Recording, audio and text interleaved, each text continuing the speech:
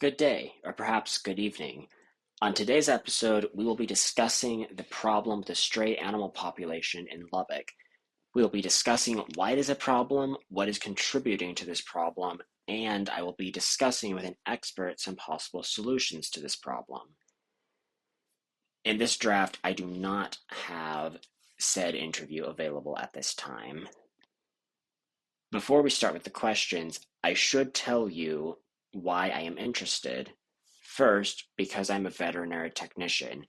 This gives me a professional view on the stray animal problem and a desire to help them. Second, because I have noticed how the problem is increasing. As I have gotten older, I am noticing more stray animals than I remember seeing as a kid. Why is the stray animal population in Lubbock a problem? According to an article in World Veterinary Journal, a large stray population of dogs and cats can attract other predators such as foxes and coyotes. Having lots of stray animals also increases the risk of injury, and when I talk about injury, I mean specifically biting.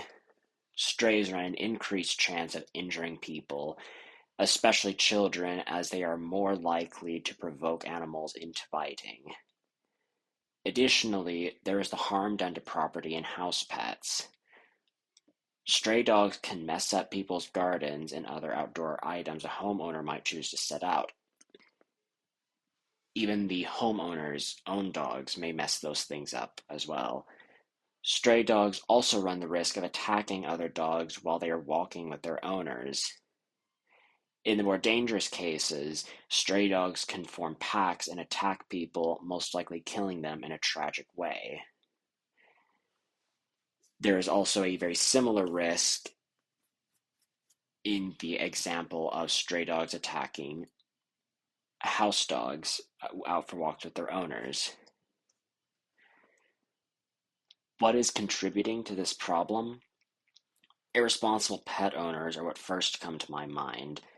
These are the people who take on a pet without the ability to care for it, to which they believe the solution to be to just abandon the animal. However, there are other types of people contributing to the problem. Some even have good intentions. Another type is the people whose fences are destroyed by weather being wind. These people are not to blame for their animals escaping, thus they are contributing in an unintentional way. The people that mean well but are nevertheless contributing to this problem are the people who put food and water out for the stray animals in their neighborhoods. Providing food and water allows the strays to not worry about locating those things themselves. This leads to them focusing on reproduction. While this last type of people is not meaning to contribute to the stray animal population, they are unintentionally contributing by an intentional act. Finally, what can and is being done to mitigate this problem?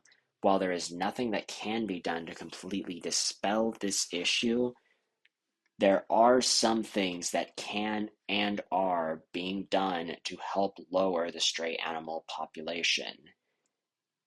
In an article published by The Hub at TTU, written by Collins Lee, Lee quotes Lubbock Animal Shelter's director, Stephen Green, who says there's just so many animals out there that just, for whatever reason, people don't get fixed. While every animal that leaves the shelter is supposed to be fixed, meaning spayed or neutered, most people do not get their own pets fixed. Lubbock frequently holds giveaways of spay-neuter vouchers, which some people use to take strays in to get spayed or neutered. Many of the people who do this are the people that I mentioned earlier who put food out for stray animals, which this allows them to not only cancel out the unintentional contribution, but they are in fact helping mitigate the problem. At this point in the final iteration of my project, I will have an interview with a veterinarian. I will present her by saying I am joined by Dr. Blackburn, a local veterinarian, a vet at a local clinic. At this time, I have not been able to hold this interview. My apologies. Many of the questions that we'll be discussing with Dr. Blackburn will be what we have already covered earlier in this episode.